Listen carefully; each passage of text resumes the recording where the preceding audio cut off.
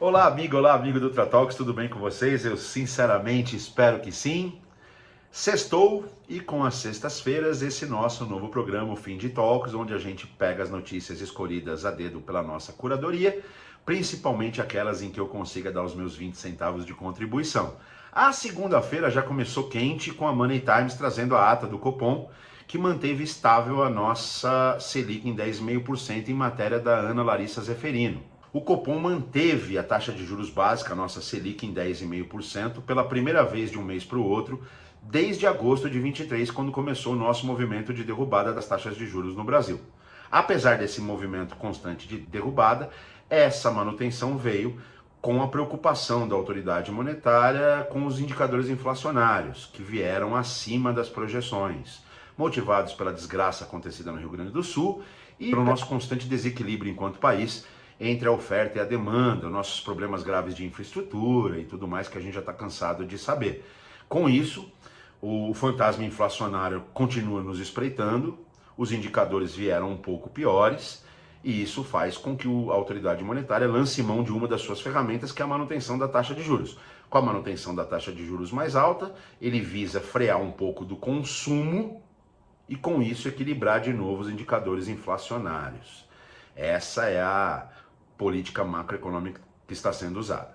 Essa notícia se conecta muito bem com a notícia de ontem do Valor Econômico, que trouxe o meme, vejam, senhoras e senhores, o meme que o Banco Central postou em sua conta no X, usando os personagens de Divertidamente, que você vai ver aqui, apresentando uma nova emoção, a vontade de gastar sem poder. Né? É mais um capítulo nesse cabo de guerra horroroso que está acontecendo no Brasil, entre a autoridade monetária, o Banco Central, que no Brasil, por lei, é uma entidade independente do governo, e o governo, através da sua equipe econômica, que tem por premissa o crescimento através do incremento de gastos da máquina pública. Né? Quanto mais o principal gastador do país gasta e faz enxurrada de dinheiro na economia, mais se tem uma ideia falsa de evolução da economia. O que se sabe, para quem pensa um pouquinho, é que ali na frente a conta sempre vem. O Banco Central, na figura de autoridade monetária, tem que tomar as decisões de cunho técnico e não político. E os políticos se agarram nas questões políticas, reclamando claramente. O presidente Lula vem fazendo sucessivas entrevistas reclamando da atuação do Banco Central, inclusive mencionando que o Banco Central é a única ponta solta na estratégia econômica do governo. Temos que ficar de olho nos novos capítulos dessa guerra, pois é muito importante que a gente tenha seriedade nas contas públicas, é muito importante que a gente tenha seriedade na política monetária, na política econômica e na política fiscal. Né? A manutenção da independência do Banco Central é muito importante e sabemos que muito em breve a atual presidência será trocada, pois atingirá o seu limite de tempo. Que tenhamos a continuidade da independência, porque ela é muito valorosa justamente por esse equilíbrio entre a voracidade do político e a tecnicidade do economista. Vamos ficar de olho. O que isso representa, Edu Pires, na nossa vida? Representa, dentre outras coisas, uma possível diminuição do capital de risco, daquele capital direto do investimento nos negócios, que a gente estava começando a ver esse fluxo aumentar no Brasil. Porque, é óbvio, na medida em que você tem a manutenção do principal indicador de taxas de juros, os títulos lastreados pelo IPCA se tornam muito atrativos para o investidor. O capital que ia para risco na tentativa de obter maiores ganhos fica quietinho ali no CDB, porque sabe que tem a garantia de uma rentabilidade boa. Né? Para nós, enquanto indivíduos, que olhemos para as nossas cestas de investimento e passemos a garantir que tem lá um pedacinho em títulos lastreados no IPCA. Porque além da manutenção pela primeira vez em 2 meses, desde agosto, da taxa de juros nos altos 10,5%, porque apesar da queda que vinha ocorrendo desde agosto do ano passado, as nossas taxas de juros, a nossa taxa básica de juros ainda é das mais altas do planeta.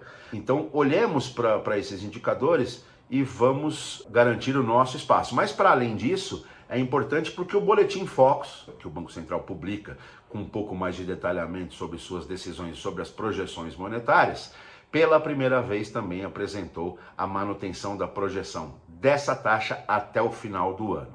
Ou seja, o Banco Central vinha derrubando as taxas e no seu boletim foco mostrava uma projeção de continuidade da queda.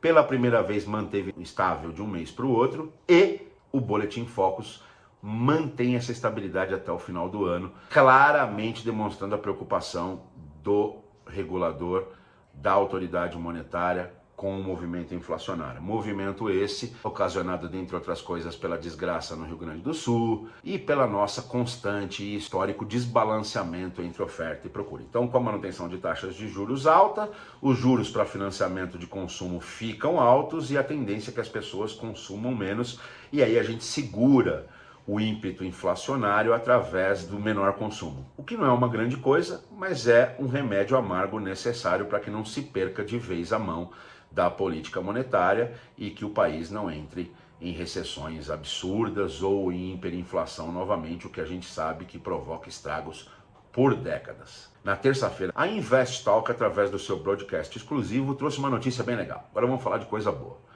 O balcão de recebíveis de cartão de crédito deslancha depois do seu começo aí difícil e barateia o crédito ao comerciante. O que isso significa? No Card Scheme, no grande esquema de cartão de crédito, toda vez que a gente, como consumidor, passa o nosso cartão na versão crédito em um estabelecimento comercial, aquele estabelecimento comercial, uma vez aprovada a transação, tem a garantia do recebimento, mas somente em 28 dias. A franquia de cartões de crédito no Brasil demora 28 dias para liquidar com o estabelecimento comercial. Como a maioria dos negócios no Brasil não tem uma fluidez de fluxo de caixa, não tem um fluxo de caixa assim com muita sobra, este varejista, este estabelecimento comercial não pode esperar os 28 dias, então ele lança a mão do produto de antecipação de recebíveis. Ele vai numa instituição financeira, mostra que ele tem aqueles recebíveis, aquele direito inalienável dele, e negocia com a instituição que faz a antecipação desses recebíveis a um spread, a um custo. Pois bem, este custo no Brasil era muito alto, porque este mercado não era regulado. E aí, quem tinha acesso a esses recebíveis eram as adquirentes ligadas àquele estabelecimento comercial. Somente aquelas adquirentes tinham acesso àquela agenda de recebíveis, por conseguinte, cobravam o que queriam. O Banco Central, percebendo isso, criou uma regulamentação e agora a gente tem as 4 certificadoras no Brasil. A CERC, a Núclea, a TEG e a B3, onde as adquirentes são obrigadas a registrarem todas as transações capturadas de cartão de crédito, por consequência, toda a agenda de recebíveis de todos os estabelecimentos comerciais no Brasil ficam públicas e disponíveis para uma concorrência de preços, para um aumento de ofertas. Independente de quem transacionou aquela operação, qualquer entidade com autorização para processar o produto de antecipação de recebíveis pode fazer uma oferta. A gente já sabe, aumento de concorrência traz como primeiro impacto a queda de custos, e essa queda já foi bastante importante em 2023 e tende a diminuir mais ainda ao longo de 2024, com essa regulamentação se assentando, com a interoperabilidade dos players crescendo, já está em 98,5%, o que já é considerado bastante importante. Então, mas para além disso, para além da queda primária das taxas, dos preços no produto de antecipação, o que é muito legal com essa regulamentação é que empreendedores criativos, Chefe Tosi, um grande abraço para você e para o time aí da Toquim. Os empreendedores criativos começaram a perceber que existe uma jornada muito interessante no segundo nível de pagamentos. O Brasil já é referência mundial no primeiro nível, naquele que acontece no checkout. Nós, consumidores, o pagamento B2C, nós, consumidores, executando os nossos pagamentos das nossas aquisições de produtos ou serviços através dos vários métodos. O Brasil é referência no mundo, cartão de crédito, o Pix, maravilhoso e tudo mais. Mas agora o mercado inteiro começa a olhar para a enorme dimensão dos pagamentos B2B. Porque quando a padaria te vende um produto, ela teve que adquirir os insumos, as matérias-primas, os acessórios para esse produto nos seus fornecedores, e teve que pagar para isso. Esse mercado até então era um mercado menos tecnológico, mas que todo mundo começa a olhar para ele. E essa regulamentação do balcão de recebíveis, vamos lembrar que o Brasil tem 4 trilhões de reais em transações de cartão de crédito. 4 trilhões de um crédito de qualidade, performado, que essas empresas estão fazendo esse crédito voltar para o mercado de forma inteligente. Então, em vez do estabelecimento comercial antecipar e aí pagar o custo de capital, que está em queda graças à concorrência, mas que ainda existe o custo de capital para poder antecipar aquele recebível, já tem gente transformando aquele recebível em método de pagamento. Gente, percebam o universo que isso desnuda à nossa frente. Fiquemos de olhos nisso, porque é um mercadaço para se investir, é um mercadaço para se especializar. Na terça-feira, essa notícia da Invest Talks traz muito claramente princípios desse belíssimo mercado que se desnuda à nossa frente. Fiquem de olho nisso. Na quarta-feira, a notícia da Exame através da Bússola, trazendo que ainda 85% dos brasileiros não aderiram ao Open Finance. Apenas 15, 16% da população adulta do Brasil aderiu, deu lá o seu consentimento para que as suas informações em uma determinada instituição financeira pudessem ser analisadas por outra instituição financeira.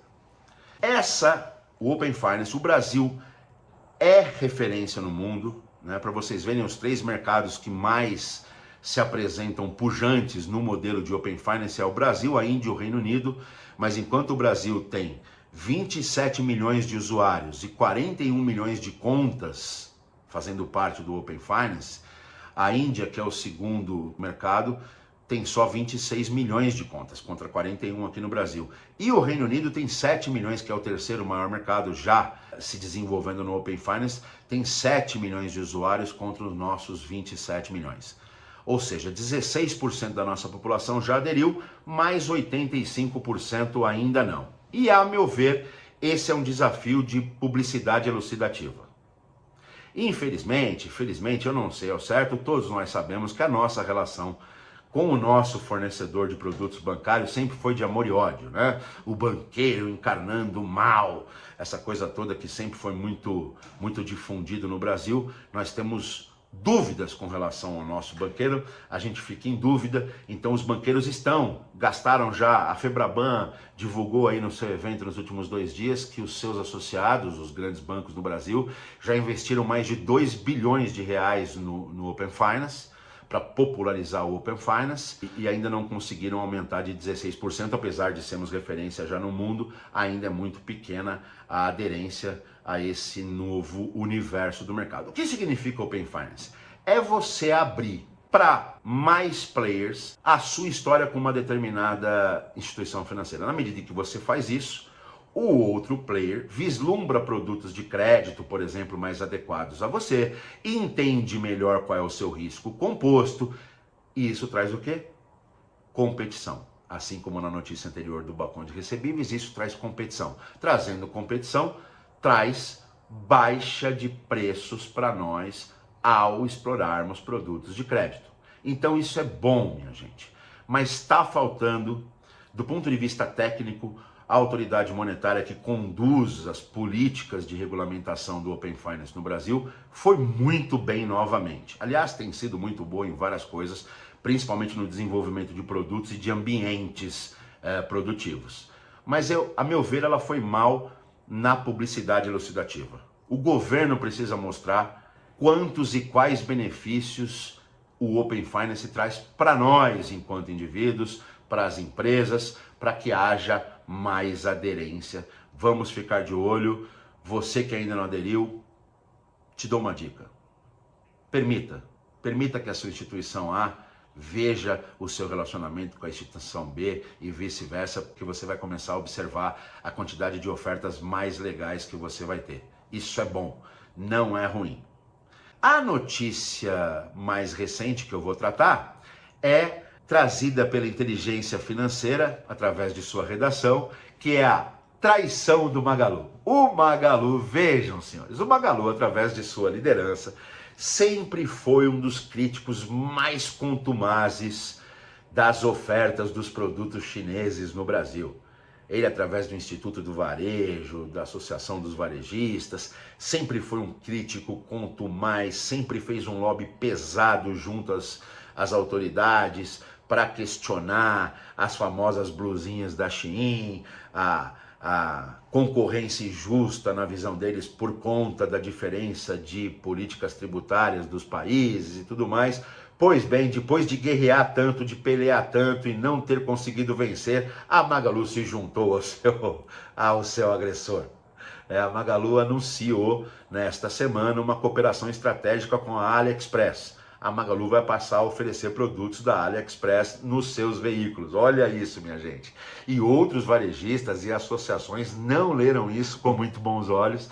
Mas é a guerra do trade. Para nós isso é ótimo. Quanto mais players do mundo inteiro, com políticas tributárias diferentes, vierem para o Brasil, melhor para a gente. Como eu já disse no passado, nós elegemos esses corredores como importantes. Nós, como consumidores, amamos essas ofertas. Como eu já disse também em programas passados, muitos desses produtos que nos são ofertados não são amados por nós só por um preço menor. São amados porque a oferta nacional desses produtos não existem. Então, nós é que não podemos ser penalizados por estratégias de boi com carrapato, toca fogo no boi. Que bom, Magalu, que você montou essa cooperação estratégica e que você agora passa a ver esses desafios com os olhos do equilíbrio, com os olhos do consumidor e não somente com os olhos concorrenciais. Muito bacana, espero que mais varejistas façam isso, espero que a gente veja mais cooperações estratégicas. O Brasil sempre foi um país muito fechado em determinadas, agora recentemente, na nossa história recente, fechado literalmente, mas continua ainda muito fechado. Nós somos o país cuja maior parte da poupança é feita só na moeda nacional. Nós somos o país que ainda se relaciona muito mal e fracamente com as ofertas internacionais que a web, que a internet trouxe. A internet trouxe uma série de desafios preocupantes, as fraudes, as agressões gratuitas, trouxe voz ao ódio, mas ela também trouxe muita coisa legal, trouxe acesso. E a gente precisa ser um player do acesso enquanto país, enquanto sociedade. Fiquemos atentos aos novos passos que acontecerão, tenho certeza que teremos novas e boas surpresas nesse negócio. Gente, tenham um final de semana abençoado, sigam os nossos produtos Ultra Talks, acesse o nosso canal no YouTube, muita coisa legal, muita gente boa falando muita coisa boa. Se inscreva no nosso canal do YouTube, acesse o nosso portal ultratalks.com.br, muita coisa legal lá, muito conteúdo de primeira qualidade.